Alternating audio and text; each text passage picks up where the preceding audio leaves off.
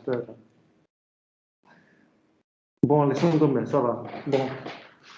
D'accord, on commence. Maria Giulia ne parle plus. Bonjour à toutes et à tous. Bonjour. Bienvenue à cette conférence. Je vous remercie de votre présence en présentiel et à distance. Nous sommes ravis de pouvoir accueillir ici à l'Université de Liège Francesca Cozzolino, qui nous parlera d'écriture urbaine et de beaucoup d'autres choses, je crois. Mais avant de présenter notre invité, j'aimerais dire que, comme vous l'avez déjà remarqué, il y a eu un changement de programme. Maria Giulia Dondero n'a pas pu être là aujourd'hui et elle nous écoute à distance. Et j'essaierai de prendre sa place, mais je vous préviens déjà, je ne serai pas à la hauteur.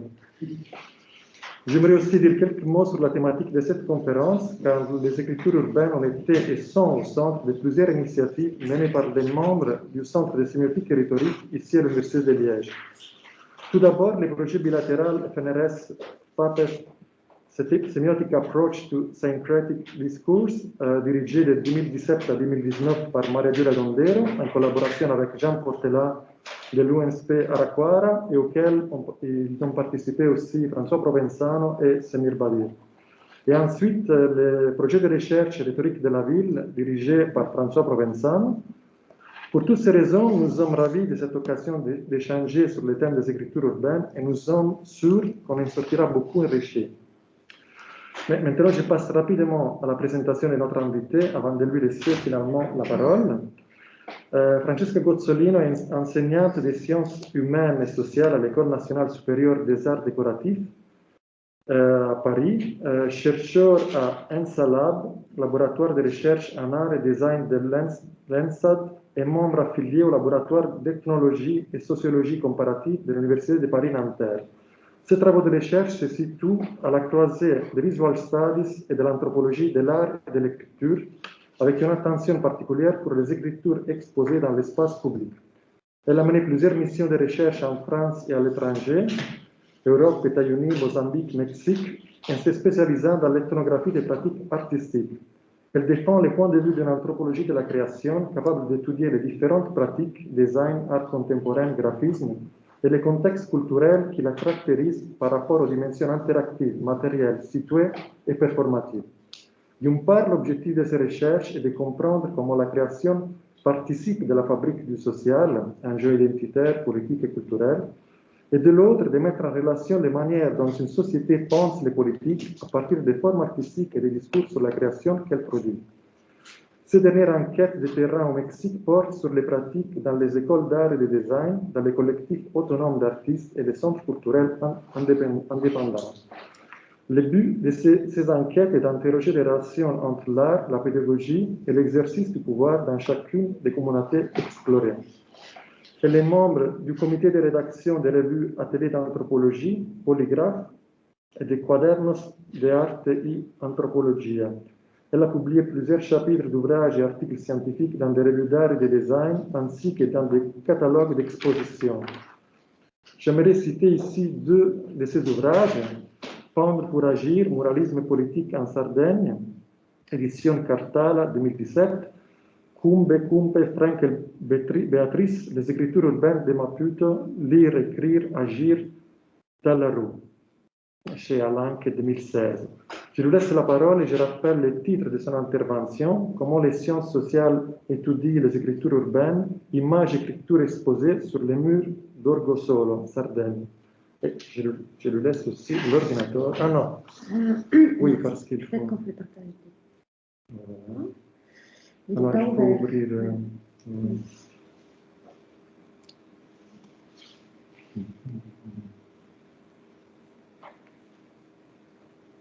On fait ça.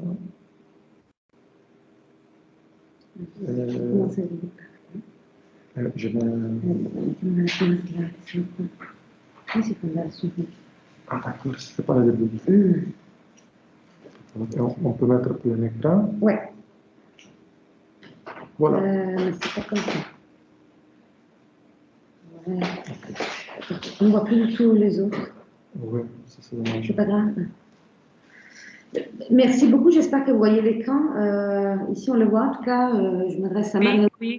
Ah, ok, parce que voilà, on ne voit pas maintenant ce qui se passe pour vous.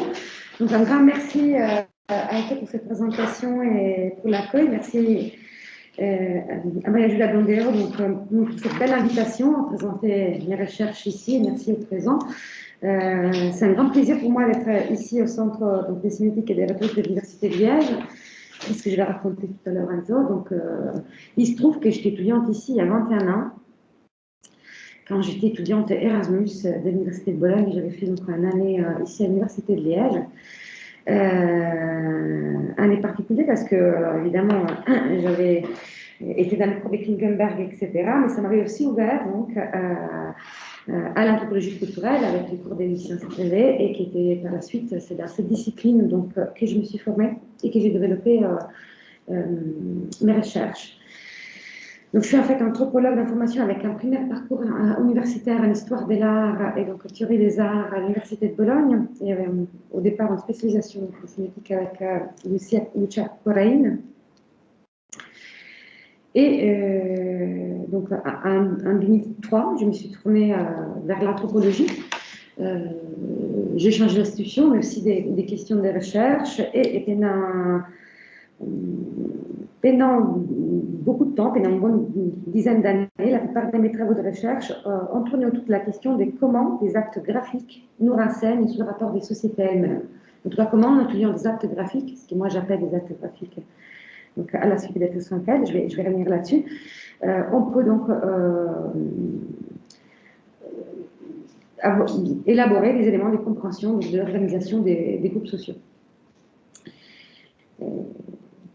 Donc, ces changements d'institution et des perspectives de recherche, donc des objets esthétiques ou pratiques, et dont ils étaient sous ces objets, a forcément travaillé mon parcours, puisque mon objectif était donc moins, à la suite de mon parcours, celui d'énoncer des théories esthétiques, et ce qui était sur quoi j'avais été formée, en tout cas au départ, mais plutôt celui de comprendre donc, des pratiques sociales. Et donc, c'est à ce titre que j'ai donc mené tout un travail d'enquête pendant une dizaine d'années, donc dans une communauté, un village de Sardaigne, à Orgosolo, un village qui se trouve dans les Sopramonte, donc dans les montagnes sardes. Et j'étais donc chercheur au sein d'une équipe que je n'existe plus dans cet intitulé-là, mais qui s'intitulait Anthropologie de l'écriture, dirigée par Béatrice Frankel, qui avait été ma directrice de thèse, et dont ces livres, publiés en 2017, est donc issu de cette recherche doctorale, et par la suite d'autres recherches postdoctorales, et puis finalement, en tant que chercheur professionnel, m'ont amené à être associée aujourd'hui au LESC, donc le laboratoire d'ethnologie et de sociologie comparative de l'Université de Nanterre, et depuis 2017, donc au CERN, c'est le cas, centre d'études mésoaméricains à Mexico, puisque mes recherches ont porté donc sur le Mexique.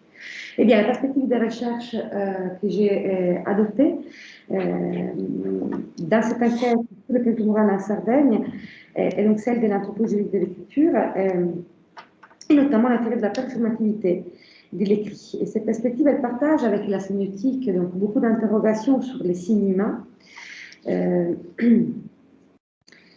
Or, l'analyse que je mets en place est une analyse avant tout pragmatique, donc qu'elle voit les écrits comme les résultats d'actions qu'il nous faut décrire d'un point de vue matériel.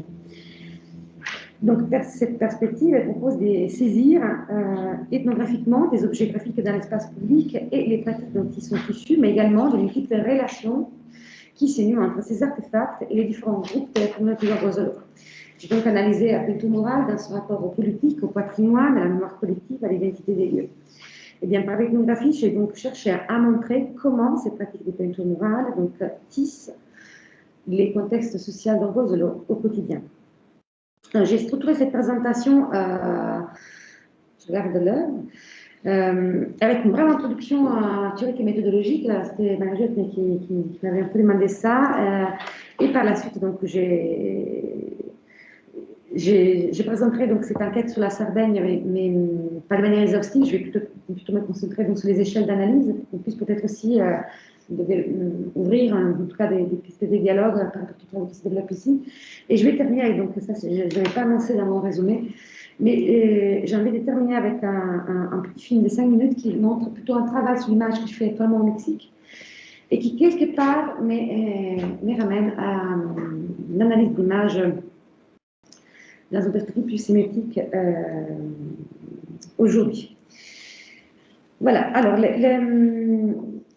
y a différentes manières d'apprendre, en tout cas d'interroger l'écrit qui s'affiche dans la ville, et plus généralement, ce que moi personnellement je désigne comme écriture exposée, donc à la suite des travaux de Bertus Frankel, qui a théorisé donc, cette notion d'écriture exposée dans un article paru dans l'Index en 1994, et à l'issue également des travaux d'un autre compatriote, donc Armando Petrucci, un paléographe, qui donc nous donnait cette définition que vous pouvez lire ici dans son livre Jeu de lettres, donc la scrittura di logia e rappresentazione dans sa version originale, donc en italien, en mettant donc en exergue trois caractéristiques particulières de ce qu'on appelle les écritures exposées, donc la visibilité et la publicité.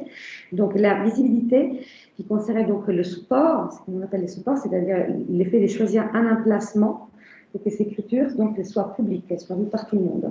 La lisibilité qui concerne bien évidemment donc, les normes graphiques, mais également textuelles d'un énoncé. Les énoncés urbains sont souvent brefs, répétitifs, simples. Donc on pensera bien évidemment, par exemple, au slogan des manifestations. Eh bien, le dernier critère, la publicité, donc la mise en espace des écrits, le fait qu'ils soient donc visibles et publiés, qui relèvent quelque sorte de l'espace commun.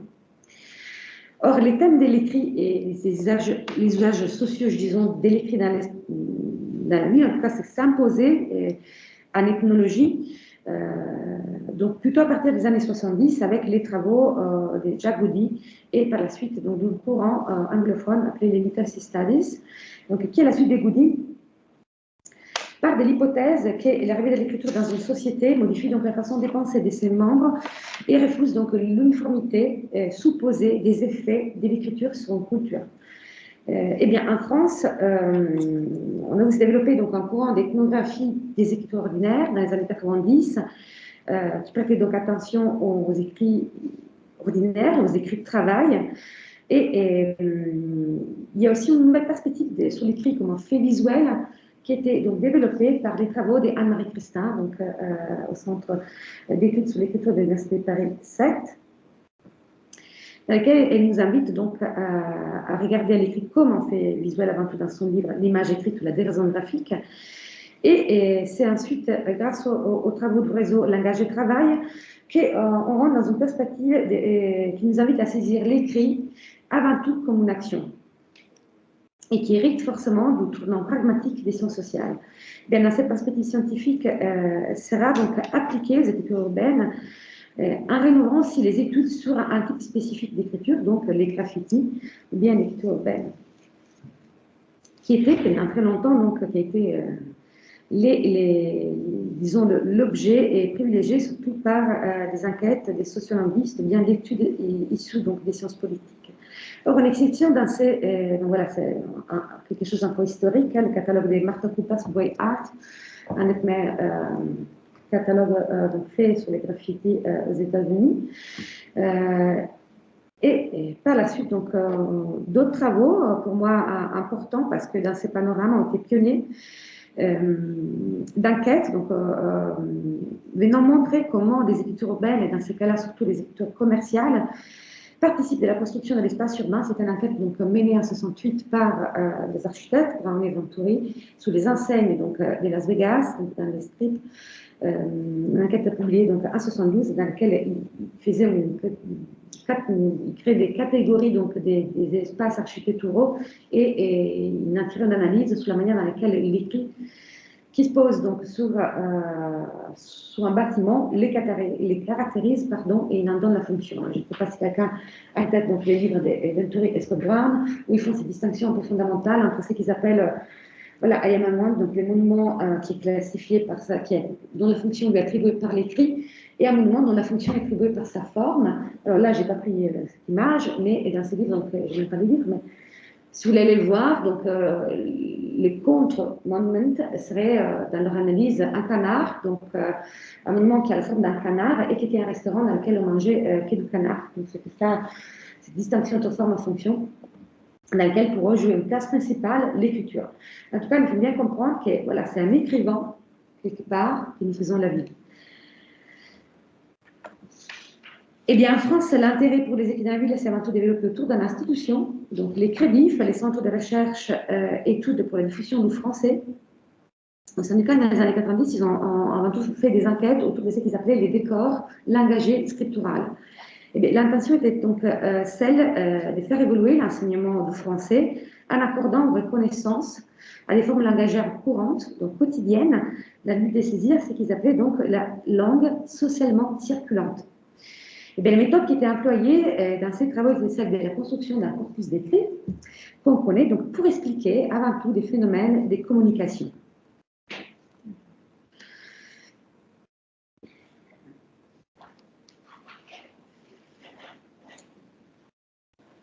Et par la suite, il y a un autre travail donc important donc, dans cette panorama d'études qui font de la ville un espace de communication, donc des écrits dans la ville, donc les travaux d'un collectif des chercheurs de l'Université de Grenoble qui produisent encore une fois, c'est un ensemble d'enquêtes, c'est un livre collectif.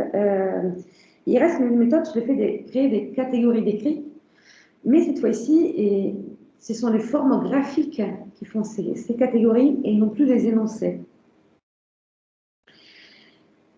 Donc, il y a pour moi un déplacement du texte, quelque part, de l'énoncé linguistique à la forme visuelle et puis à l'artefact. En fait, c'est par la suite aux travaux de Béatrice Frankel qu'on voit l'ouverture d'une perspective à des recherches qui nous invitent donc à saisir les écrits comme des actes, et dans donc une approche dans laquelle les écrits ne sont pas analysés seulement comme des textes analysés, mais avant tout comme les résultats des situations que l'écrit permet de saisir. Eh bien, cette notion d'acte d'écriture, donc, sur laquelle on a commencé à travailler au sein de l'équipe d'anthropologie de l'écriture, et donc elle est forgée évidemment à partir du modèle de la performativité des énoncés théorisés par John Austin, et ce modèle donc de l'acte des langages, qui démontre que les énoncés peuvent être en eux-mêmes l'acte qui désigne. Donc, ces énoncés, ils sont performatifs parce qu'ils ne décrivent pas. Donc, je faisais l'exemple, je ne sais pas si vous connaissez un peu Austin, elle faisait l'exemple d'un énoncé écostatif qui décrit donc le chat, il est sur les palliations, et un énoncé performatif qui fait quelque chose. Donc, Marie, je vous baptise, donc quelqu'un qui prononce cet énoncé et qui a une sorte de légitimité de pouvoir les faire, et qui quelque part ici que la situation qui s'est produite après cet énoncé n'est plus la même. Et en fait, l'homme et la femme qui seront devant la personne qui peut donc prononcer cette phrase, ils seront quelque part transformés par cet énoncé puisqu'ils seront par la suite mari et femme.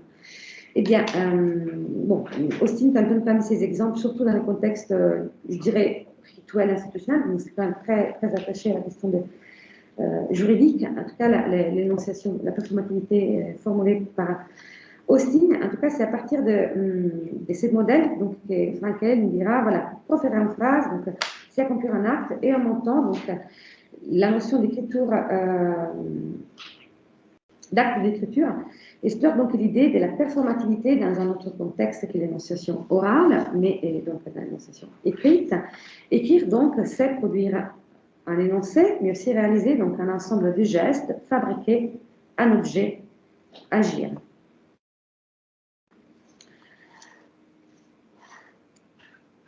Donc, on rentre là dans un ensemble, disons, dans un panorama d'études dans lequel l'écrit n'est plus, au niveau matériel, l'écrit exposé n'est plus forcément les domaines de l'épigraphie ou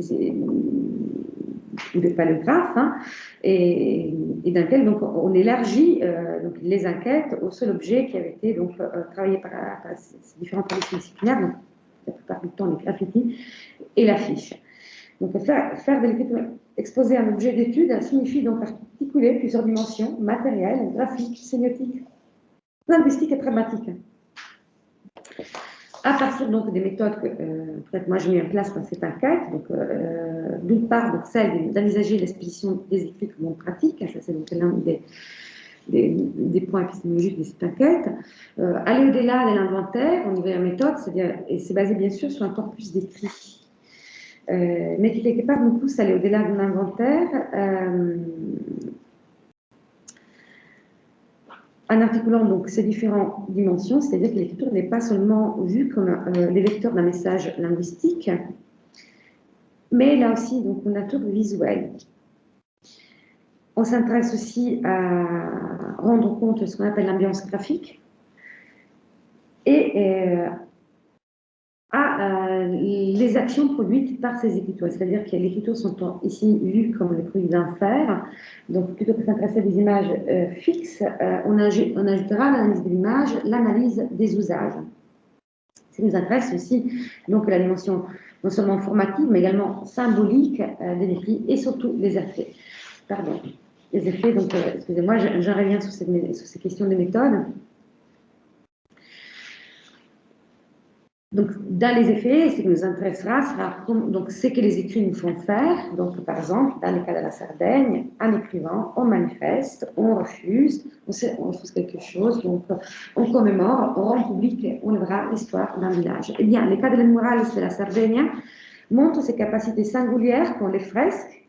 Donc, les fresques, je les appelle des actes d'écriture, des écritures exposées, de façonner un environnement visuel, déployer donc une ambiance graphique tout à fait singulière et locale. Leur présence induit forcément une modification matérielle des écritures exposées. Par exemple, je vais vous montrer comment la présence des fresques modifie quelque part les enseignes, la signalétique, modifie aussi les cadres normatifs des écrits de la ville, donc des nouvelles réglementations paraîtront par la suite après donc, disons, la diffusion du modèle de la fresque dans ces villages, et remplace parfois aussi des écrits qui ont une fonction indexicale. Par exemple, parfois il peut y avoir une peinture qui prend la place d'un panneau de signalisation et transforme de quelque manière donc le mur de la ville en espace écrit. Voilà, ça pour ce qui concerne donc, disons, les cadres théoriques qui est un peu à la base de cette enquête et les méthodes que j'ai mis en place avec, ah oui, le dernier, j'ai oublié d'en parler, donc le parcours commenté. Je ne sais plus où je l'avais mis, mais ah voilà, parcours commenté. Le parcours commenté, c'est quelque chose qu'on a beaucoup utilisé aussi, c'est une méthode qu'on a réélaborée à partir de quelque chose qu'ils avaient l'habitude de faire au Cresson, donc un laboratoire d'analyse des ambiances sonores de l'Université de Grenoble, dans lequel donc, ils ont développé cette méthode des recherches qui s'appellent les parcours commentés aussi. Donc, on déambule dans la ville avec ce qu'ils appelaient un citadin expert, donc dans l'idée de faire énoncer un citadin, donc ses déplacements, l'ambiance sonore de la ville. Nous, on a réélaboré cette méthode en se servant donc d'experts, d'autres experts, donc des personnes qui ont quelque part une compétence sur l'écriture. Ou bien des citoyens experts. Par exemple, moi, ça m'arrivait de faire des parcours commentés dans les âges de Boiselot avec la personne qui était chargée à la mairie d'effacer les graffitis, clairement. Voilà, c'est dans cette méthode qu'on a pu saisir des manières de toucher à ce qu'est la mémoire vécue. La mémoire qui s'incarne donc dans certains lieux, et aussi donc de saisir non plus la saillance cognitive d'un écrit, mais sa saillance donc mnémonique. Visuelle, pardon, mais cognitive. Donc la science, donc, cette manière de se détacher d'un écrit, de se détacher du fond, grâce donc à la charge mémorielle qui détient. Donc pourquoi tout ça?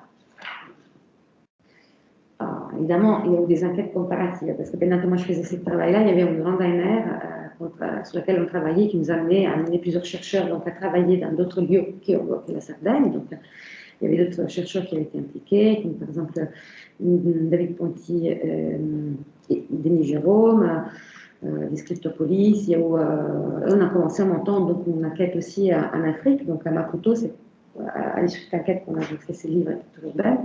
Mais voilà, moi je me concentrais là sur la Sardaigne. Pourquoi? Parce que la Sardaigne, entre les phénomènes de peinture en Sardaigne, parce que je les connais, si je vais répondre un petit peu l'émergence de ces phénomènes, concentre en soi plusieurs phénomènes. Donc, il nous donne à voir un phénomène d'écriture exposée, tout en étant donc, aussi un phénomène visuel et très particulier. Donc, bon, j'imagine que tout le monde a une idée plus ou moins claire d'où se situe la Sardaigne. Donc je vais présenter plutôt les contextes historiques et les 4 échelles d'analyse que j'ai pris pour la présentation d'aujourd'hui. Donc, je vais parler de l'échelle graphique et iconographique, de l'échelle de l'espace architectural et de l'espace urbain, et de l'échelle du contexte socioculturel. C'est comme ça que j'ai souhaité vous le présenter aujourd'hui, cette analyse. Donc, la Sardaigne est une île italienne, carrefour des civilisations. Donc, l'anthropologue Michelangelo Pira définit la Sardaigne comme l'un des lieux de la Méditerranée les plus impliqués dans les conflits des cultures résultant de la succession des dominations donc, entre les Carthaginois, les Romains, les Piémontais, pendant la période de règne d'Italie, jusqu'aux années 30, lorsque l'Italie était donc sous la période fasciste. Eh bien, la Sardaigne est restée jusqu'aux années 60, je dirais, une île rurale, oubliée, rejetée par des nombreux phénomènes de la modernité, tels que l'industrialisation. C'est une île qui s'est développée de manière très différente par rapport, par exemple, à la Sicile. Et c'est ici, donc, qui s'est développé au départ dans le sud de l'île, donc le Torre dei Cagliari, donc un phénomène que les Sardes eux-mêmes qualifient de muralisme. Donc, au départ, à San Village, à San Sperate, pardon, un petit village près des Cagliari, où était actif Lucio Sciola, un artiste qui est.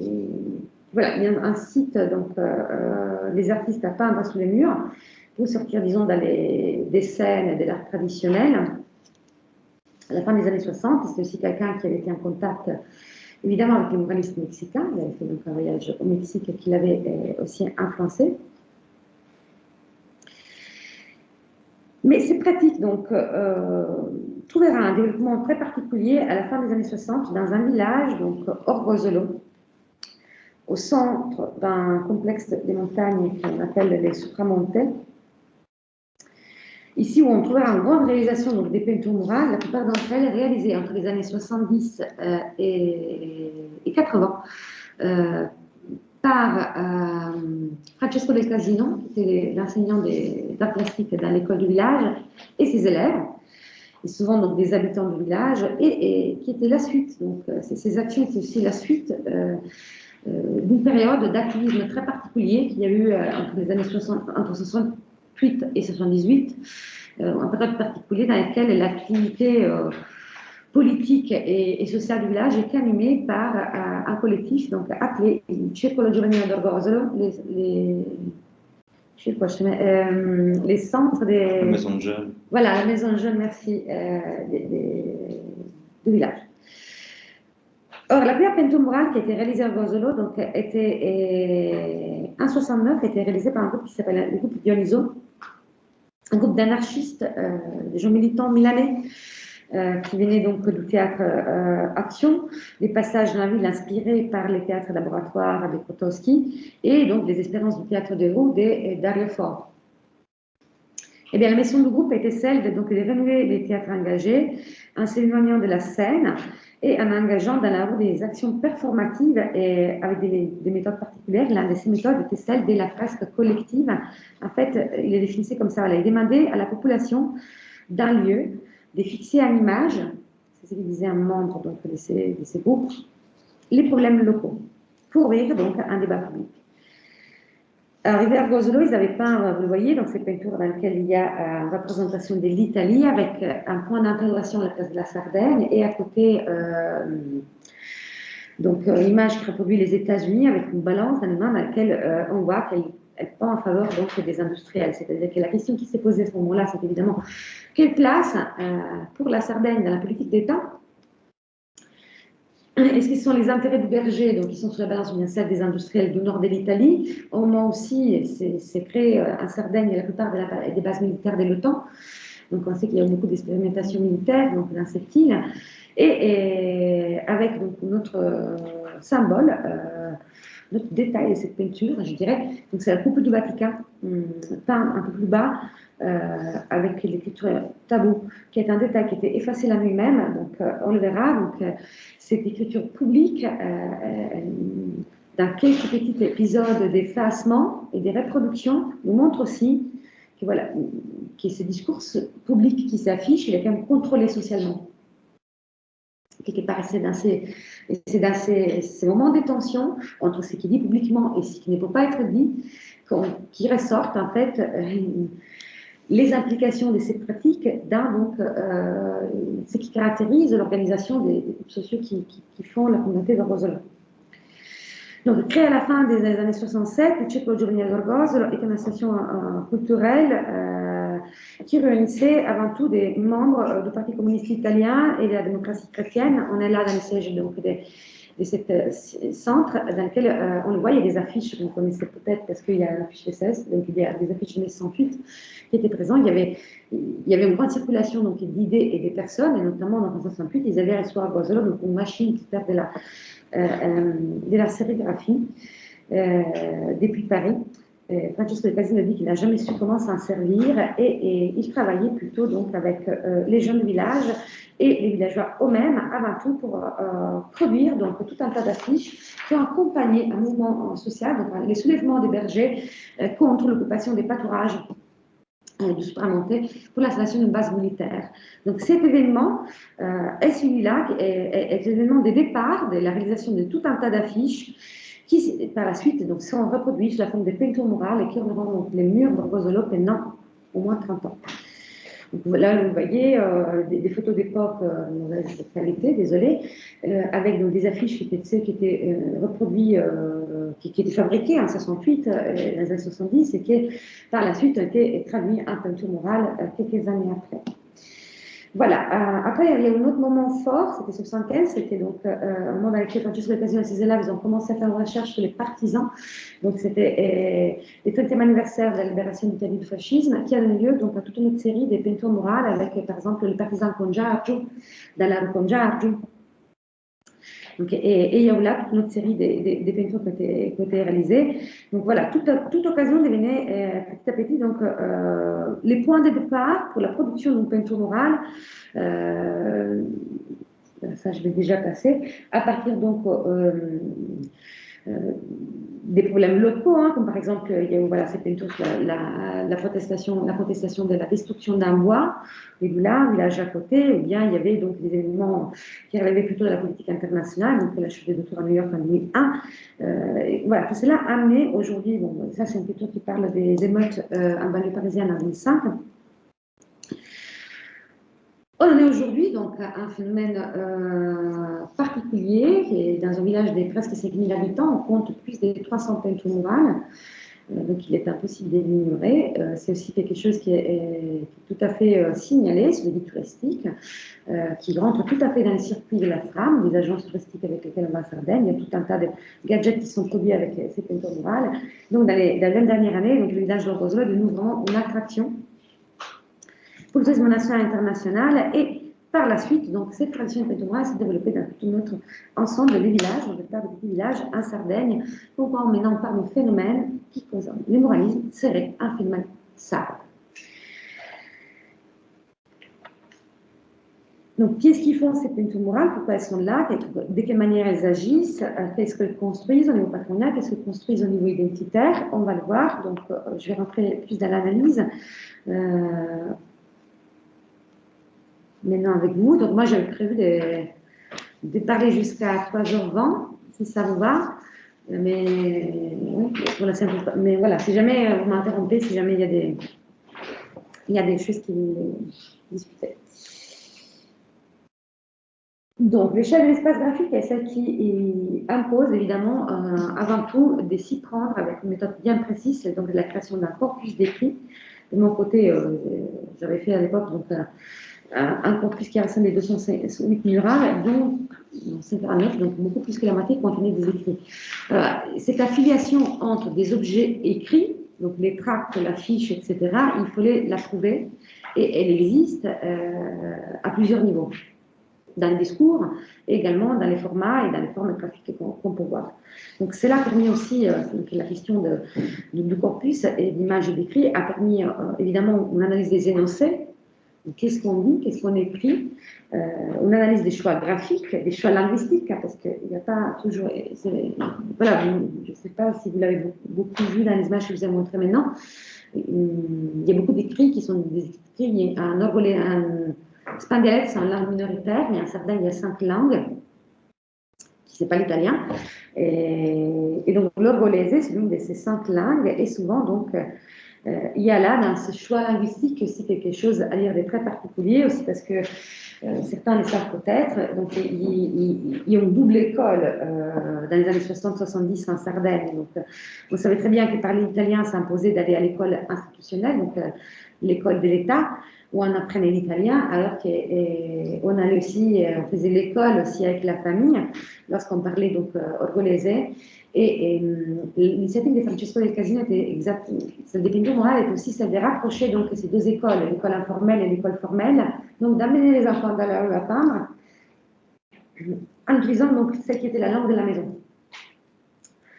Après, donc, ce corpus d'images permet aussi de travailler sur des phénomènes de mise en abîme de l'écriture. Ces mises en abîme de l'écriture et des objets écrits, c'est bien ce qui documente ou parle la grande filiation entre ces phénomènes, des peintures morales, et des phénomènes, des pratiques militantes d'écriture.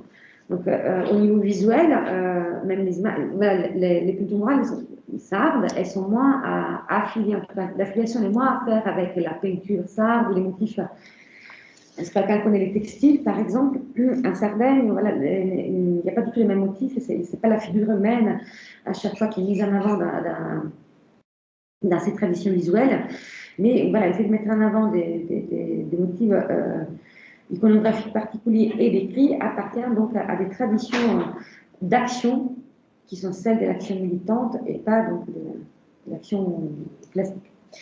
Donc, j'ai analysé aussi la présence ou pas de la signature, et donc j'ai développé une analyse visuelle en termes des familles des personnages. Donc, évidemment, j'ai analysé avant tout ce qui était pour moi des personnages sociaux. Donc, voilà, au niveau des énoncés, on retrouve surtout donc, des écrits qui appartiennent à la famille du slogan, donc sous la forme d'actes de langage, on ordonne, on proteste, on revendique. Continuellement proietti, ça veut dire des engrais, pas des balles, en français. Femmes unies pour l'émancipation et la libération. Par exemple, donc, Femmes et hommes unis dans la lutte, c'est une des affiches et des slogans des 68 à Rosolo.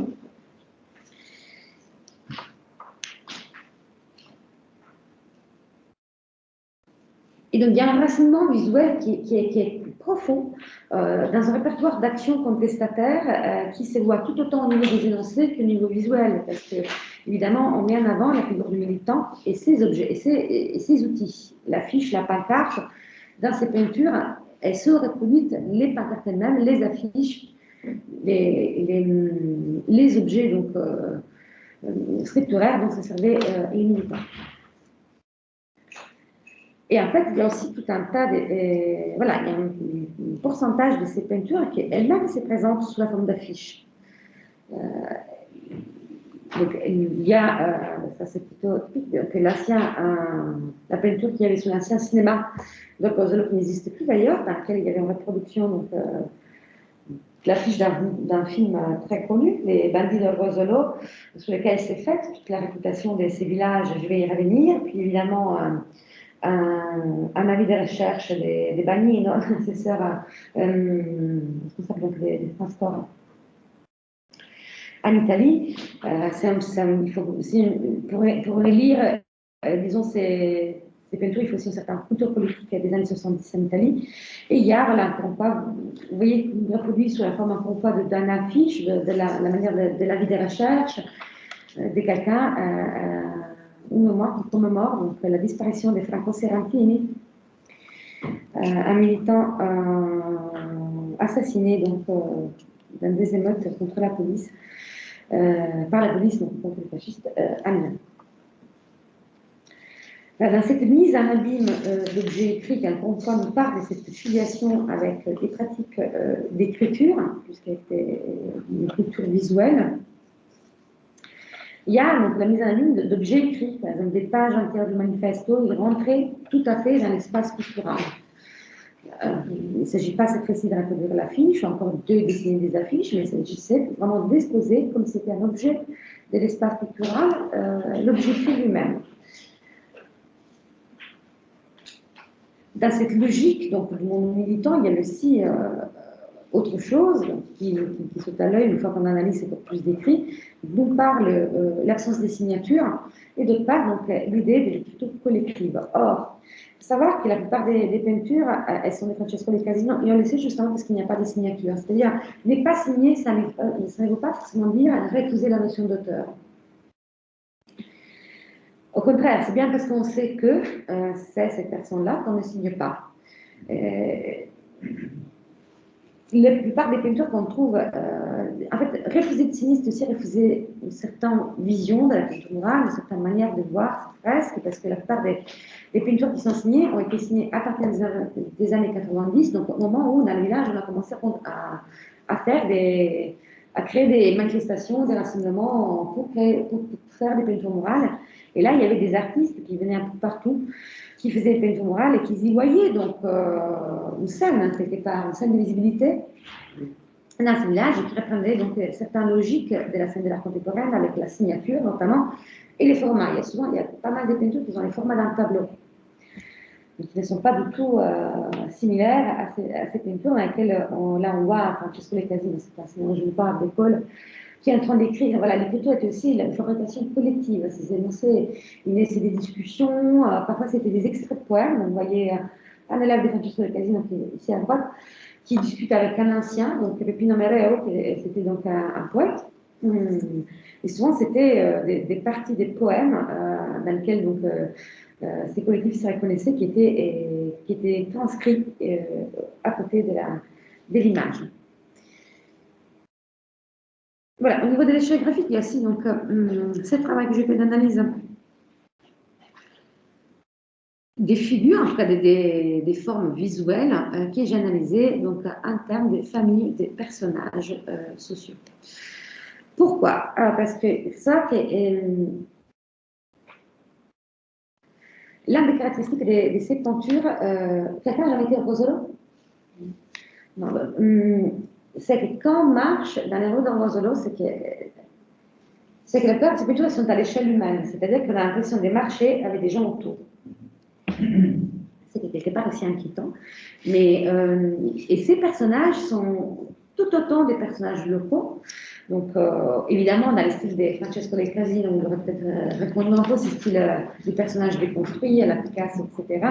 Donc, voilà, on reconnaît la zanqueta, par exemple, le petit chapeau du berger avec la veste. Ce sont donc les habitants qui, quelque part, sont peints sur le mur, donc qui s'affichent. Donc, il y a ces personnages locaux, et dans les personnages locaux, à côté des personnages locaux, il y a des grandes figures morales et certains types d'histoire. D'une histoire politique contemporaine, qui était contemporaine à ce moment-là pour eux, en tout cas, je veux dire. Il y a des figures comme Rosa Luxembourg, à droite, Gandhi, mais il y a aussi voilà, des hommages à des personnages tels que Frida Kahlo à gauche, à droite c'est Rivera et l'homme nu, c'est une sculpture de Chusa, un sculpteur local. Et à côté, il y a aussi cette figure qui s'impose, qui est très très présente, donc, à côté des familles, donc vous voyez là à nous à droite, cette figure du militant. Donc il y a ces personnages qui émergent avant tout, donc des personnages imaginaires parfois, avec des bergers, des habitants fictifs du village, et de part des foules et des collectifs en train de manifester, ou alors des scènes collectives de vie rurale. Eh bien, la figure qui émerge, donc, qui s'impose à côté de celle du militant, est celle aussi du berger bandit. Il y a donc quelque part deux histoires sociales hein, qui se posent sous ces murs. Donc, celle qui nous présente l'histoire d'un village en révolte, quelque part, et celle qui nous présente l'histoire d'un village où il y a des types sociaux qui s'exposent. Donc, les bandits, et ça a à voir avec donc, les études des Nicéphoro et un certain courant de l'anthropologie physique qui avait, donc, en 1800, donc, il avait élaboré cette figure de bandit à partir d'une certaine forme de crâne, qui était selon eux, donc, les crânes sardes représentés, les crânes qui répondaient le plus à ces standards. Et c'est ça qui est dit dans le texte qu'il y a à côté de ces personnages avec les bannottes, donc c'est les bandits. Donc on faisait du bandit, qui était effectivement une figure présente dans l'histoire sarde, on en faisait des personnages sociaux, et notamment on en faisait aussi les types physionomiques, disons, qui caractériseraient toute la communauté sarde. Donc, évidemment, cette peinture est une critique voilà, à cette manière de voir l'histoire sarde, alors qu'à côté, il y a donc, une figure différente qu'on connaît aussi. Donc, guardamos, ça veut dire on travaille la terre ou pas. Donc, les grands conflits, la grande question qu'il y avait pour un berger à ce moment. Donc, est-ce qu'on va avoir droit à la terre? Donc, ici, il y a ces figures, je vous disais, avec la zanqueta, les chapeaux particuliers. Donc, ce personnage qui est aussi un personnage de l'histoire d'Orgozzo. Donc, ces personnages, ils sont évidemment construits quelque part à partir de figures historiques, mais également romancées quelque part et construites par tout un tas d'artefacts, de communications, comme notamment donc, ces films Bandito Orgozzo, qui est un film de Vittorio De Sica qui avait été imprimé à la Biennale de Venise en 1979, mais qui répondait des faits de vérité, qui prenait donc une enquête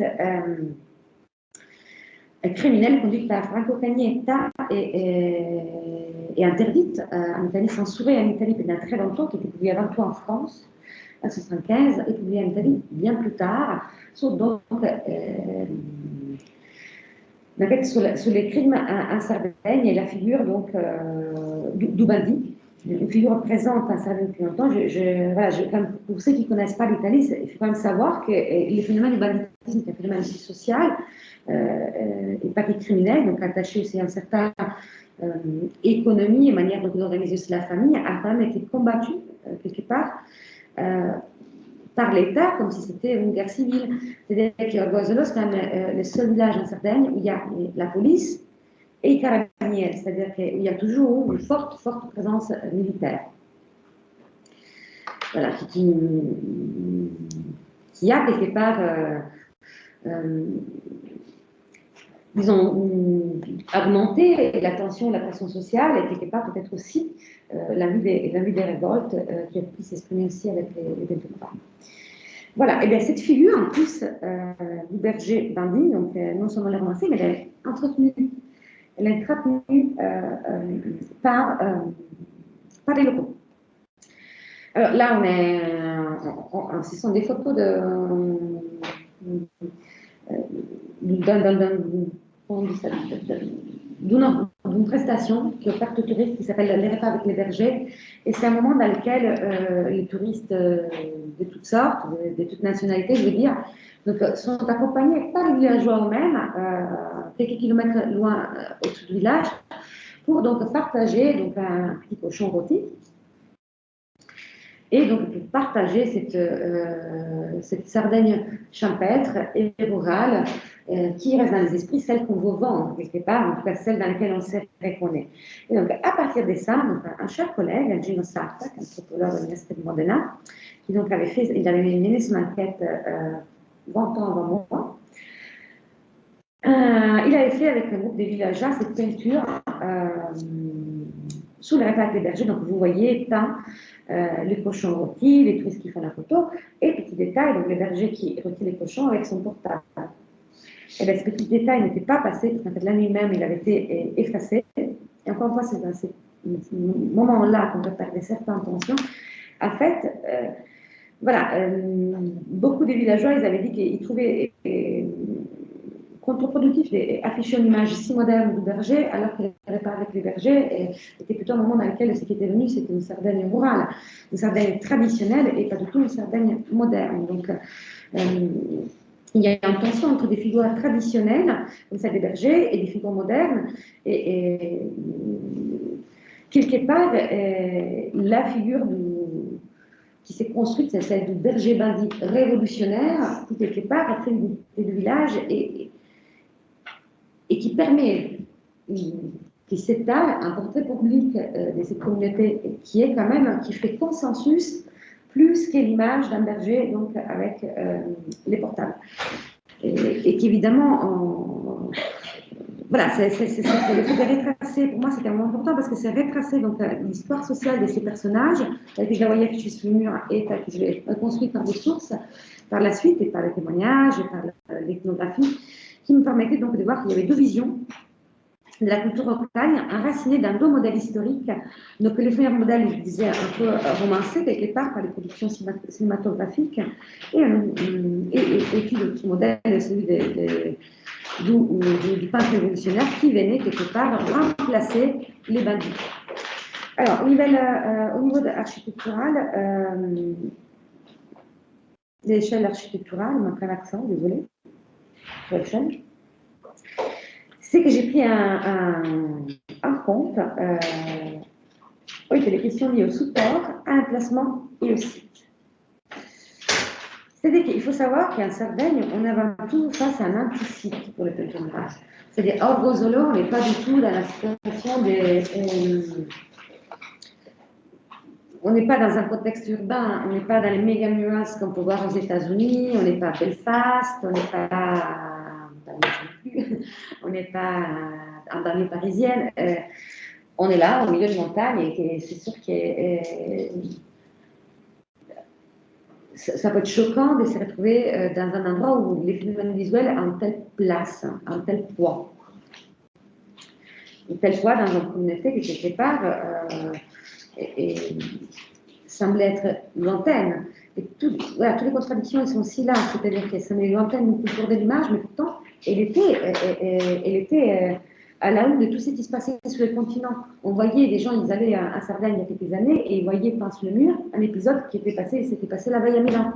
C'est-à-dire que tout ça, ça construit une image d'un village qui était à un moment a été considéré comme au centre du monde. Donc ça avait du sens de voir un photo qui parlait d'événements à New York, parce que là, on se sentait relié donc, à un tas des réseaux et des faits nationaux et internationaux. C'est ce qui a fait, donc, justement, Jean Gozot, à un moment donné, l'idée de ces villages comme des centres d'un monde militant. Bien évidemment. Et donc, on se retrouve là, ça serait quelque chose d'inédit. C'est vraiment un implicite pour le mural. Là, on est accueilli par un arrivant de Gozolo, il y a des tournants. Il y a 20 km de la ville des Noireaux pour passer par de route, mais au moment où on arrive des Noireaux, il y a beaucoup de tournants et au moment où on se trouve face à cette pierre qui est énorme. On le sait parce que souvent, quand on passe par là, il y a plein de bus des touristes arrêtés. C'est d'ailleurs très dangereux. Mais on arrive et c'est l'Indien, donc c'est un peintre de Francesco del Casino qui l'a appelé comme ça, quelqu'un qui nous regarde et ça annonce quelque part qu'on arrive dans le village du mural. Or, quand on arrive, il faut savoir que la plupart des peintures murales, elles sont développées donc, pendant très longtemps sur le Corso Repubblica. Il faut savoir qu'il s'appelle le Corso Repubblica aujourd'hui. Avant, ça s'appelait Via Cavour. Donc, il y a des changements politiques, évidemment, qui se reflètent dans les changements des noms des rues. Donc, le Corso Repubblica, qui est cette ligne jaune que j'ai dessinée sur la carte, quelque part, et aussi c'est qui fait l'itinéraire des touristes qui arrivent avec les bus d'un côté, qui font tous les centres pour arriver à la fin et puis partir donc à manger avec les bergers. Alors que dans les dernières années, ce sont des lieux plus décentrés qui ont été investis par la culture et tout ça, pour vous dire que voilà, il n'y avait pas de censure. Hein. C'est-à-dire, on pouvait peindre ce qu'on voulait et quand on voulait, et sur les mots qu'on voulait. L'important, c'était demander les premiers propriétaires. On pouvait peindre ce qu'on voulait. Encore une fois, je dis ce qu'on voulait. Et je vous ai déjà montré 2 exemples dans lesquels ce qu'on voulait, c'était quand même. Il voulait quand même un accord tacite. Donc, quels sont ces sujets qui, tacitement, on ne peut pas toucher? Là, on les a eus, hein, c'est quand même la vision. Paradoxalement, c'était quand même beaucoup plus simple de parler de tous les problèmes du monde. Par contre, pas des problèmes stricts du village, même si la peinture était née au départ pour parler de ce qui se passait dans le village. Puis, voilà, cette mise en espace graphique est quand même assez particulière parce que, je vous disais, il y a surtout des figures. C'est des personnages qui s'affichent donc à l'échelle humaine partout. Donc, on se voit dans le village, on est surpris par des personnages. Des personnages que parfois on connaît, Fabrizio De André, par exemple, qu'on pourrait connaître, et parfois dans des personnages locaux qui nous surprennent à tous les coins de rue. Et puis des personnages historiques. Alors, l'idée, disait Francesco del Casino, était à un moment donné aussi d'imaginer qu'on se souvienne certains personnages historiques, aussi des personnages d'une histoire mineure, quelque part, mais qui a compté pour la vie de la communauté et qui nous permet de donner le nom de la vie au nom de la rue. Par exemple, il y a l'époque des Gramsci, des Pasolini, ici, Ziotsuzu, Tantetu, voilà, on ne sait pas, c'est un peu pour être symbolique dès là-bas, et donc tout un tas de personnages qui étaient peints là où il y avait les noms des rues. Donc il y a une double fonction de ces phrases. Donc ça, c'est une peinture qui part du Generale Cadorna dans la rue, qui porte donc, les noms Cadorna. Et il y a souvent cette relation entre les fresques et d'autres écrits qui ont cette fonction d'index. Les qualités, donc il y a une correspondance entre les sujets de la fresque et les noms de la rue. Bah, au niveau donc de l'espace urbain, c'est pas plus décrit quelque part, mais permet aussi de saisir ce qui sont les effets des voisinages. Et donc, comment c'est construit une ambiance graphique qui est complexifiée par des types d'écriture spécifiques à la Sardaigne. Je vais vous montrer, mais aussi, permet aussi de voir la question des phénomènes de concurrence entre les écrits. Donc, d'une part, il faut savoir qu'en Sardaigne, est aussi face à tout un tas des signalétiques qu'on trouve partout. Ben non, Flores, c'est pas italien, c'est du Sarne, c'est Fiori en italien. Donc, alimentare aussi. Il y a des écrits qui appartiennent en fait, qui sont sardes et qui se trouvent, donc complexifient cette ambiance. Pourquoi? Parce qu'il y a eu donc, toute une campagne de promotion du bilinguisme en Sardaigne, et donc il s'agit donc d'affiches, mais parfois des stickers, des pancartes, des panneaux directionnels en sarde. Le bilinguisme concerne donc, pour la plupart des écrits d'ordre officiel, des enseignes, mais permet de voir donc en concurrence quelque part, donc au niveau visuel, entre les fresques et cette autre forme d'écrit. D'autres écrits qui s'affichent, qui font la complexité de cette ambiance graphique et qui s'affichent en Sardaigne, typique donc en Italie, c'est le necrologio. C'est en gros, on dirait un billet de deuil. Donc il s'agit d'une affiche qui a donc la fonction informative et commémorative qui nous informe sur les morts de la semaine et qui sont tout à fait présentes, qui côtoient le même espace que les peintures murales. Et donc dans cette polygraphie et dans cette cacophonie des signes, il faut savoir que ceux qui font la règle, ceux qui font la norme, ce sont les fresques. C'est-à-dire, il ne faut absolument pas peindre, mettre un nécrologe, mettre un enseigne sur une fresque. Parce que ça va soulever tout un tas de débats. Or, je vais vous montrer tout à l'heure, je ne sais pas si j'ai l'image. Voilà, je l'ai mis là. Par exemple, alors, là, vous voyez un face qui était fait par Francesco del Casino qui reprend un tableau de Géricault, il me semble. Non? De la croix, peut-être, voilà. Sur liberté, égalité, voilà, c'est ça. Donc, qui reprend ces tableaux, qui y a une toute petite partie qui est découverte par une enseigne, il portico, qui est en bas. Et bien, il y a la présence de cette enseigne a donné lieu à la naissance d'une vraie réglementation. C'est-à-dire que la plupart des habitants n'ont pas vu du tout de bon oeil le fait que les cultures commerciales se trouvent sur ce qu'eux, ils perçoivent comme leur patrimoine local, et ils ont tous demandé, voilà, un collectif s'est exprimé pour demander les déplacements de cette enseigne. Et de là, il y a eu effectivement un règlement municipal qui était rédigé, qui interdit donc à toute culture commerciale de se placer dans l'espace graphique de la peinture murale. Oups, pardon. J'en revenais là. Ah voilà, ça c'est notre forme graphique qu'on peut trouver. C'est un gribouillage, c'est-à-dire ce gribouillage et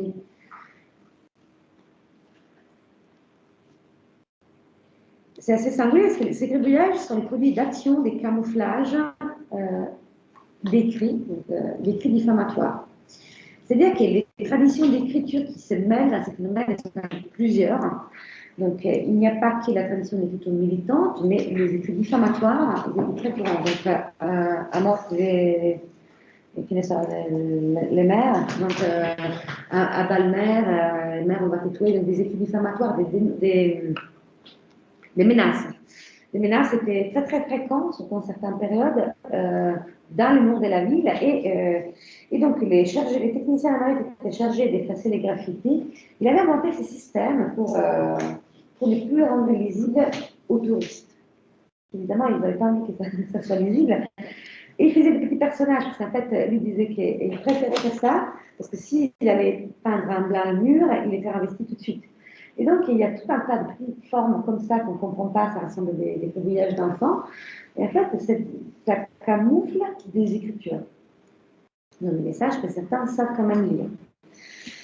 Puis voilà, et je disais, cette transformation, donc cette normalisation de toute forme d'écriture à partir de la peinture murale, ça s'est fait aussi au moment où la plupart des commerçants ont par ailleurs demandé d'avoir des peintures, des affiches, des enseignes peintes. Ça, c'était dans la Barberie. Ou, voilà, vous voyez, là, c'est le consultoire, c'est les.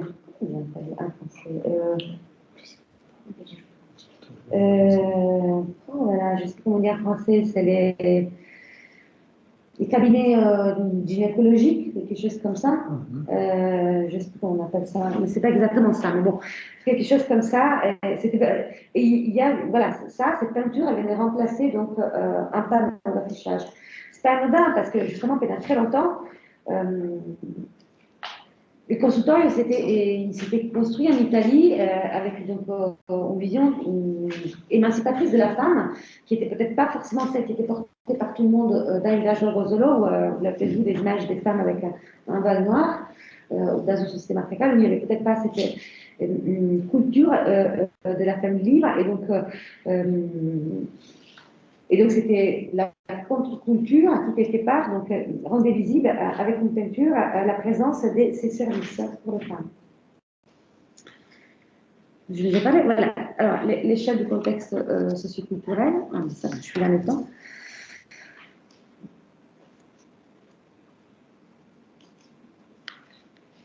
Alors, ça, c'est une photo d'époque, donc d'une peinture qui était peinte face à la maison d'une femme. Donc, il faisait l'hommage de son père, qui était donc ouvrier dans le nord de l'Italie par la suite, et donc il y a tout un ensemble de documents. Ça, c'était un document donc, qui avait circulé donc, dans les conseils de l'usine, l'usine des Tourins, qui était complètement reproduit, donc le texte était reproduit sous le mur. Et c'est une peinture qui a été même restaurée aujourd'hui, qui quelque part fait. Voilà, tous les enfants que vous voyez en photo, ils y avaient participé, c'était le moment de la réalisation. C'est un peinture qui, quelque part, fait l'histoire du village. C'est-à-dire que, par exemple, la femme qui vit de cette maison, elle disait qu'elle avait vraiment essayé de refaire la peinture de la même manière, par Francesco del Casino. Il ne voulait absolument pas qu'à les travaux de rénovation, celle-ci soit détruite, parce que ça représentait pour elle l'histoire, c'est la manière dont c'était raconter son histoire et l'histoire de son village aux gens qui passaient. Donc voilà, là, cette analyse quand même porte à voir que quelque part, il y a plusieurs niveaux de discours qui s'établissent par les écrits sous la ville, dans ces villages et dans cette communauté. Ces écrits, par leur présence, contribuent effectivement au maintien quelque part d'une culture d'opposition et à construire donc l'image d'un Rosolo comme un village toujours en révolte, où en 2021 ou 2022, pardon, on peut encore lire cet esprit des révoltes qui s'affichait avec force dans les années 70. Eh bien, ce récit collectif posé à la voix de tous, c'était très exposé, raconte une histoire qui n'est pas forcément celle qui est enseignée publiquement. L'histoire des fresques devient donc l'histoire avec les grandes H. Donc la fonction mémorielle dont sont chargées ces fresques réactive à un passé qui n'est plus ancré dans la tradition seulement, mais dans une histoire récente. Donc, celle avec ses figures, donc les militants, les ouvriers, qui occupent donc une place sur le mur des villages et construit un nouveau portrait public d'un Rosolo. Oups, ça ne se voit pas bien ça. Ça s'est tourné. Et donc, c'est dessiné alors une ambiance graphique singulière qui contribue encore aujourd'hui à créer donc, cette idée de Rosolo du centre du monde contestataire, au moment où, par exemple, ils n'ont pas, en 2009, ils n'ont pas. Ça s'est tourné, je ne sais pas pourquoi ça se tourne sur ton ordinateur, mais à côté de la. voilà, on voit mieux là, à côté de, donc ça ces murs, c'est l'ancienne mairie, sur lesquels a été reproduit donc une peinture qui représente la lutte de Pratobello, on l'appelle comme ça, donc une lutte qui a amené donc, les gens d'Orgosolo à couper les pâturages pendant 3 jours, au même titre qu'une autre lutte, que vous connaissez peut-être, celle du plateau de Larzac en France, a amené pendant 10 ans d'ailleurs, les habitants de Larzac à couper leur terre pour libérer de l'installation des bases militaires. Et donc, il y a ces filiations qui se construisent aussi visuellement. Donc là, il y avait donc, une délégation de Larzac qui était partie en Sardaigne en 2009 à commémorer l'union de ces luttes qui s'établit au niveau visuel. Et ainsi, la scène graphique, voilà, qui représente quelque part un combat local, qui est là à gauche, donne au monde qu'il affiche la fonction d'un mémorial. Donc, l'habitant qui affiche donc, cette peinture sur son mur le fait en fonction d'une charge commémorative particulière. C'est-à-dire que les mots de la maison assument la fonction donc d'une interaction avec les gens et les passants à visée commémorative. Et donc, effectivement, c'est voilà, pourquoi faire un statut du moment qu'il y a la peinture murale. Puis, bon, là, vous pouvez le voir, là, on voit tout à fait la concurrence entre il nécrologie et une peinture murale dans laquelle on va quelque part mis à comparaison donc la politique de Berlusconi avec celle d'Obama. C'est bien cette intention d'internationaliser la lutte, ou en tout cas les débats qui ont lieu dans ces petits villages, qui font ainsi que l'on se sente, donc au final, au centre du monde, quelque part.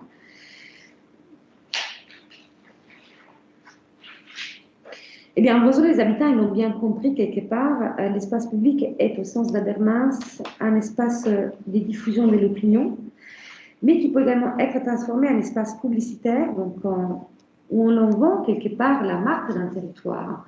Donc là, les pouvoirs publics l'ont compris également, c'est parce que donc, à partir des années 2000, donc, il y a une action de restauration qui a été entreprise par la mairie. Donc là, on a Francesco Le Casino qui est en train de refaire, de restaurer ses propres peintures. Et à partir de 2007, il y a donc d'autres dispositions qui étaient prises, et notamment dans ces tournants mémoriels qui a touché toute la société contemporaine. En 2017, donc, cette question des mémoriels, en tout cas de la fresque qui construit l'histoire du village, a atteint un niveau régional. Donc, c'est la direction des affaires culturelles de la région Sardaigne qui, cette fois-ci, a décidé donc, de cataloguer ces fresques. Donc, à partir du catalogue que j'avais fait, et de rassembler donc, ces ressources, ces données, et dans un centre, un complexe muséal qui partage en 3 parties. Un qui est dédié à la tradition donc, sonore, donc le cantatenose, un autre qui est dédié au patrimoine naturel, donc la faune et la flore, un autre qui est dédié au patrimoine, ce qu'ils appellent architectural, les murales et les centres. Les noms de ces centres, pas un hasard, c'est Radikinas, qui signifie nos racines. Donc on voit voilà, le niveau des constructions identitaires qui est présent dans ces phénomènes des peintures murales. Or, voilà, un autre événement qui, pour moi, a permis de boucler la boucle, c'est à ce moment-là que j'ai arrêté de faire terrain, quelque part me permettait on n'arrête jamais de faire un terrain, l'iconographie, évidemment, on y va, on connaît les gens sur des générations, on peut y aller pendant toute une vie dans un lieu, mais quelque part, il y a quelque chose qui permet de clore une enquête, ou en tout cas de clore une première phase d'une enquête, et pour moi, ça a été donc, la représentation de cette peinture en 2014. Donc, les villageois ont décidé de faire un complexe de peintures murales pouvant représenter l'histoire des peintures murales. Donc là, on voit, la peinture de Dioniso, je vous disais, donc l'Italie a fait point d'interrogation, mais va tout donc celles qui ont été pour les traditions de cette histoire qui s'entremêlent. Donc il y a de part à notre droite où il y a écrit profughi, c'est les immigrés qui arrivent par la mer, donc on voit des gens qui peignent, des immigrés qui arrivent en Sardaigne, donc des problèmes, ça veut dire, c'est rattaché à cette tradition qui fait de la fresque une manière de parler à l'instant des problèmes d'actualité, et d'autre part, donc, des traces historiques, il y a des traces qui parlent donc, des restes archéologiques, et évidemment également un mur dédié à la reproduction donc, d'affiches avec les enfants, c'est-à-dire que ce qui était demandé à ce moment-là, c'était était demandé aux enfants, fais-moi un dessin d'un problème de ton village. Donc, ça reprend encore une fois cette tradition de mettre un problème en image sur un mur. Donc, avec ces. Comment ça s'appelle en français Pochoir. Pochoir, merci.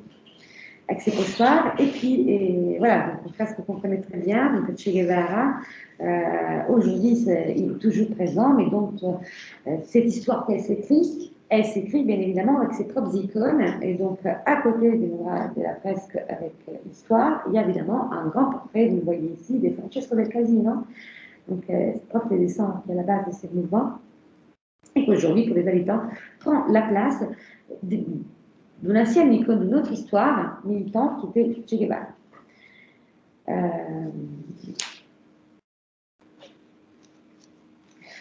Voilà, cette enquête, ce sera mon dernier point sur cette enquête, et puis je vous propose de faire 10 minutes en vous montrant quelque chose sur le Mexique. L'enquête, c'est ce qui m'a permis donc quelque part d'énoncer ce que j'appelle une théorie de la géographique, et donc par la géographique, je désigne ces capacités particulières des Morales Orgozolo en tant qu'acte d'écriture à participer à la production du social dans les lieux qui les affichent, au même titre que des images sacrées font un lieu religieux, qu'un écrit d'interdiction affiché sur un mur fait de l'espace ainsi désigné un lieu interdit. Et bien, rendre compte de la géographique signifie ici rendre compte de la façon dont ces fresques sont impliquées dans des stratégies sociales de construction d'une identité et d'une mémoire locale. Les murales, donc, par leur présence, participent de la création de l'ambiance graphique singulière. Ils affichent donc des écritures et des images qui appartiennent à la fabrication d'une histoire traditionnelle de la Sardaigne et à une histoire récente fondée donc, sur la figure du militant. Donc, au niveau plus large, pour moi, les Morales d'Orgozolo portent à penser la question de l'identité et aussi la question de l'identité d'un lieu, qu'elle puisse s'exprimer avec un seul signe graphique, et porte aussi à interroger la stabilité de ces signes, pour qui ces signes valident ou pas, et sa prétendue capacité à faire l'identité pour tous. On a bien vu dans les moments d'effacement, c'est tous, ils n'étaient pas uniformes. Et bien, prendre les logiques sociales par des logiques graphiques amène donc à relever ces dynamiques de négociation de l'identité, des fabrications de la mémoire publique d'un lieu, des controverses sur sa capacité, sur la capacité d'une identité visuelle à être ou pas collective. Voilà pour la Sardaigne. Et donc, il y a quelques années, en 2007, donc au moment où ce livre parle, quelque chose m'a amené à nouveau, c'était déjà fait ces déplacements au Mexique. Donc ça, c'est un peinture qui a à Orgozolo. Vous le reconnaîtrez peut-être, c'est une femme sarde, donc avec une voile. Il écrit femme, mujeres, en orgolese, et Dignidad rebelde, c'est en espagnol, donc dignité rebelle. Donc, ce sont les slogans qu'on trouve au sein du mouvement zapatiste au Chiapas. Et voilà, après ce mur, il est écrit voilà, vous êtes dans le territoire d'Orgozolo, là où les peuples commandent et l'État obéit. Ils m'ont dit non à la guerre, nous sommes libres de travailler dans notre terre. Or, cette manière d'écrire, elle est très typique de la manière à laquelle on rentre dans les territoires zapatistes, donc dans ces qui sont les centres administratifs du territoire zapatiste, c'est le Caracol, bien souvent, donc un panneau comme ça qui dit, voilà, vous rentrez dans un territoire autonome dans lequel les peuples commandent et l'État obéit. Et voilà, dans ces réseaux transnationaux qui se construisent, d'acteurs qui circulent, dans plusieurs mondes, il y a clairement des filiations entre des militants sards, des militants mexicains, zapatistes, et ce qui m'a amené donc d'une part au Mexique en suivant donc, ces fils, d'autre part j'ai souhaité poursuivre mon travail de recherche pas forcément à la manière d'un ethnologue un peu traditionnel qui reste à entendre sur le même terrain, parce que finalement, ce travail m'aurait imposé de me spécialiser dans la bijouterie sarde, dans tout ce qui est le contexte culturel sarde, etc. Et moi, je suis plutôt les fils rouges des liens entre art et politique qui ne s'exprimaient plus par l'image, mais par d'autres formes. Et je me suis interrogée sur comment ce lien entre art et politique, qui est une constante de l'histoire du XXe siècle du Mexique, là où il y avait donc les figures des grands muralistes, là où la question artistique a été si mandatée, était si une partie des politiques publiques et d'éducation, donc suite aux actions des Vasconcelos.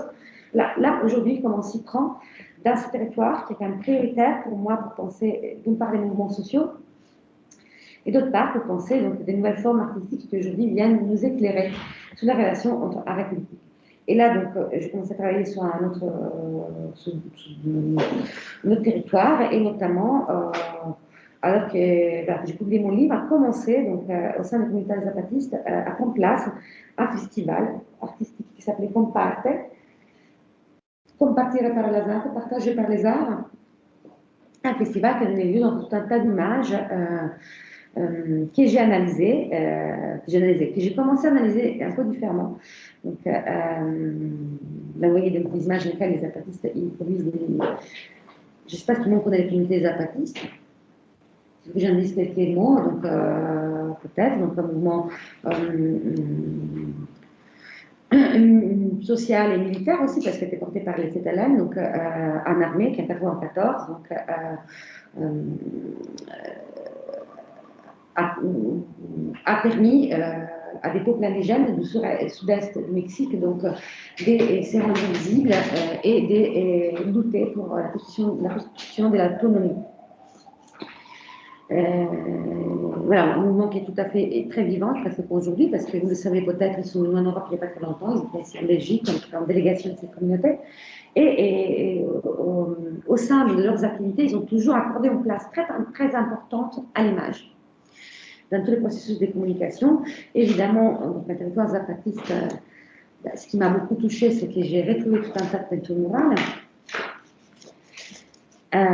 avec les écritures cette fois-ci par Norbolese et Atsotsi, donc les langues de langue maya. Donc du coup, je dois prendre les Tsotsi, bien évidemment, pour comprendre ce qu'il y avait écrit et ce qui donnait forme à cet univers visuel au niveau symbolique. Donc là, je vous montre avec une image et j'ai surtout, voilà, je vous montre une petite vidéo aussi pour vous montrer comment j'ai commencé à travailler sur ces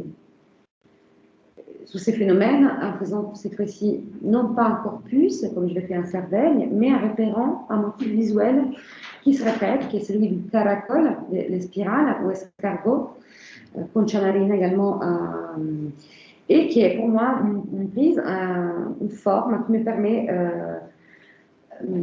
d'analyser beaucoup de choses. Pourquoi? Parce qu'elle nous part tout autant donc, du passé maya, qui est des idéaux d'un fer lent politique qui s'exprime dans la culture zapatiste par cette image de la spirale, du caracol, et qu'on retrouve donc à différents moments dans des fresques. Alors là, je ne vais pas passer chaque fresque parce que si vous voulez, après, je pourrais faire une analyse de l'image, on peut passer par une analyse d'iconographie de chaque symbole. Les deux serpents, par exemple, c'est le symbole du CNI, du Conseil national indigène.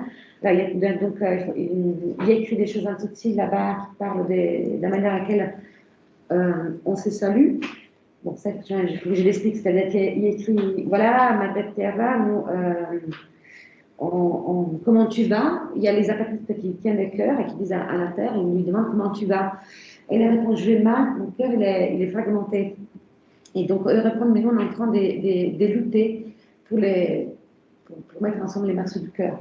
Et pourquoi on le dit comme ça? C'est parce qu'en Tutsi, quand on demande à quelqu'un comment tu vas, en fait, on lui demande littéralement la formule à utiliser serait comment va ton cœur?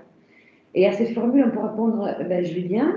Et donc, je vais bien, on le dit nous dans notre langue, mais dans cette langue-là, on dit mon cœur il est entier. Et si je vais mal, pour le dire un tout petit, il faut utiliser un ensemble d'expressions qui te font dire mon cœur il a plusieurs morceaux. Pourquoi? Parce que ça va avec une vision donc, de l'esprit et de l'âme. constitué de plusieurs entités. C'est pourquoi on s'est salué donc évidemment en évoquant cette vision du monde, cette cosmologie donc dans les expressions linguistiques et dans les énoncés. Et donc voilà, encore une fois, en mélangeant des images, en mettant sur des images, des photos politiques, des énoncés, des langues, j'en suis parvenue cette fois-ci à trouver une autre manière donc, de travailler sur l'image. Cette fois-ci, elle est plus spéculative et j'ai terminé avec ça. J'ai créé donc, en m'inspirant évidemment de la classe de Warburg, donc des années de travail en cinétique et en histoire de l'art. Mais travaille encore, évidemment, donc j'en suis venue à travailler avec un artiste, Christina Soumanka, et à faire une classe d'images à partir donc, du motif de l'espirale du caracol. Pour produire une forme visuelle interactive, donc une classe d'images que je vais vous montrer, qui quelque part est la reproduction graphique d'une opération du raisonnement anthropologique qui est l'ethnologie analogique. L'analogie ethnologique, c'est-à-dire une manière de comparer les traits culturels des sociétés du passé et des sociétés du présent. Et on l'a fait avec voilà, un atlas interactif, c'est-à-dire un corpus d'images qui appartiennent tout autant à des codex Maya, qui est donc à l'iconographie zapatique, donc des peintures réalisées pendant ce festival comme Arte ou à d'autres moments. Et on en a fait donc, un objet particulier, parce que cet objet, c'est un article pour une revue qu'on fait au sein de mon laboratoire, dans lequel on équipé par l'image. Et on a produit un film de 5 minutes donc, qui explique qu'est-ce que c'est cet atlas. Et je vous montre ce film-là pour conclure voilà, cette présentation. Et après, on aura le temps des discussions.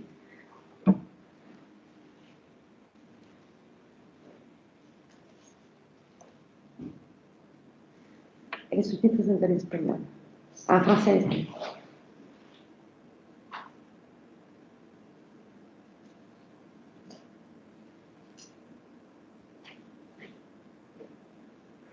Ça fait un moment que je t'observe. J'attends que tu me regardes. Et enfin te voilà. C'est moi, la coquille d'escargot, le caracol. Ou alors pas exactement. C'est plutôt la mémoire de cette forme que tu vois là. Je suis la persistance de cette forme dans les cultures et dans le temps, et je te parle. C'est pas commun. Et pourtant, je suis bien là. Et toi, tu m'écoutes. Alors maintenant, aide-moi. Je cherche quelque chose, là, dans toutes ces constellations d'images. Un air de famille, peut-être?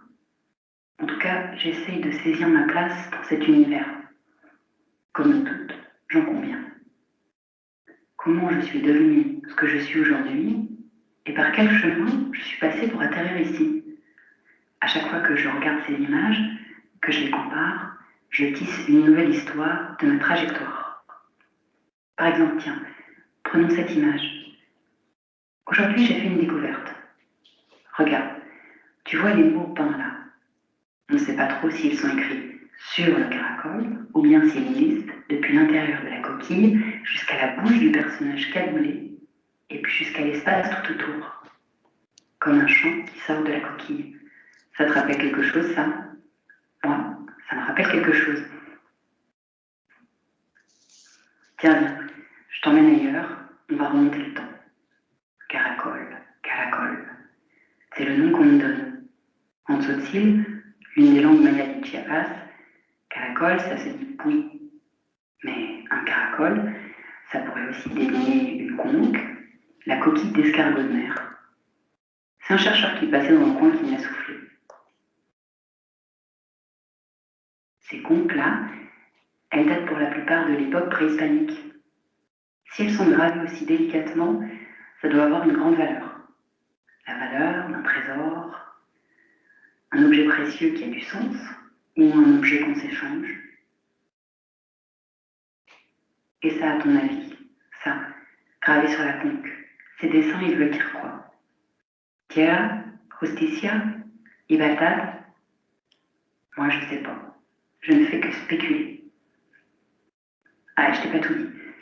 J'ai entendu qu'une autre manière d'appeler un caracol, en tzotzil donc, c'est okes. Okes, c'est la conque dans laquelle tu souffles pour faire entendre un son. tu te demandes peut-être qui on appelait avec la conque. Ils devaient être nombreux, proches et lointains. Et alors, les conques devaient chanter pour porter leur message, pour alerter ou même appeler au combat. Bref, pour réunir toute la communauté.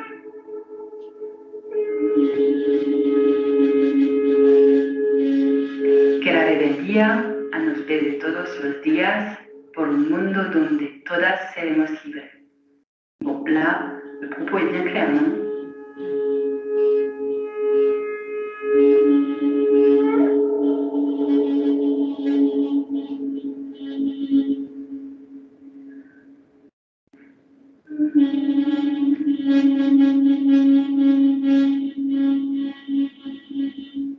Pardonne-moi, visiteur, visiteuse, je réfléchissais.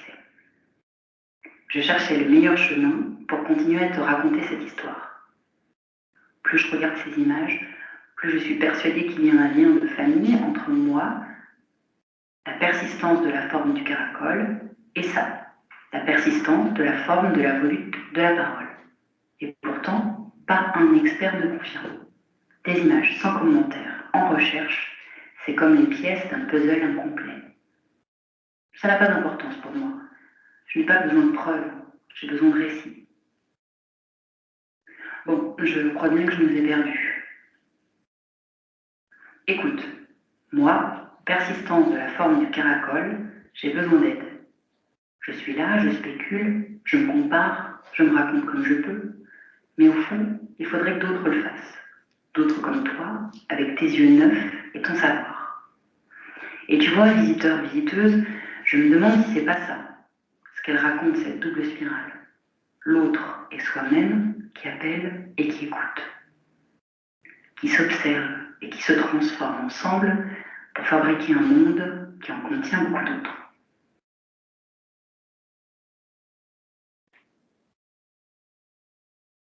Il y a donc l'idée d'ouvrir des chemins spéculatifs par l'image avec donc, ce dispositif qui est un dispositif qui sera prochainement en ligne, qui est un dispositif interactif dans lequel la personne qui manipule peut très bien choisir d'aller à différents niveaux des zooms de cette surface. C'est vraiment une interface dans laquelle on zoome.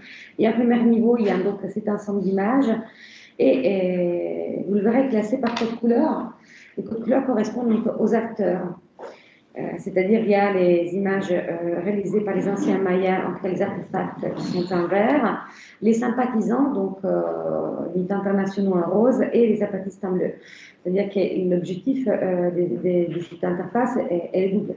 D'une part, elle permet effectivement de rendre visible, enfin qu'on connaît, donc cette légende, des liens qui se créent, donc déposer donc de constituer une image quelque part ou part de ces allers-retours des couteaux politiques qui se croisent par l'image, et d'autre part ouvre des chemins spéculatifs par l'image, dans le sens où le visiteur il peut choisir d'aller d'écrire son propre chemin à partir de la forme chamarina, de partir sur notre forme visuelle, et il y a un troisième niveau des métadonnées dans lesquelles on voit d'une part donc, la collection des familles qu'on a créé. Encore une fois, c'était des familles d'images qu'on appelait ici constellations, donc plutôt en mobilisant cette fois-ci les travaux d'Ali Bardouet et de Didier Berman. Donc ces familles d'images ou constellations sont faites à partir de ces silhouettes qu'on a dessinées qui répondent des motifs iconographiques qui quelque part évoluent et qui créent d'une part ce qu'on appelle, ce qu'Andrea Lopezos appelait des nucléos durs des formes graphiques, donc des choses qui se répètent, mais qui peuvent aussi qu'il y a une répétition, qu'il y a aussi disjonction. Il peut y avoir aussi donc une autre forme qui apparaît et qui modifie la première.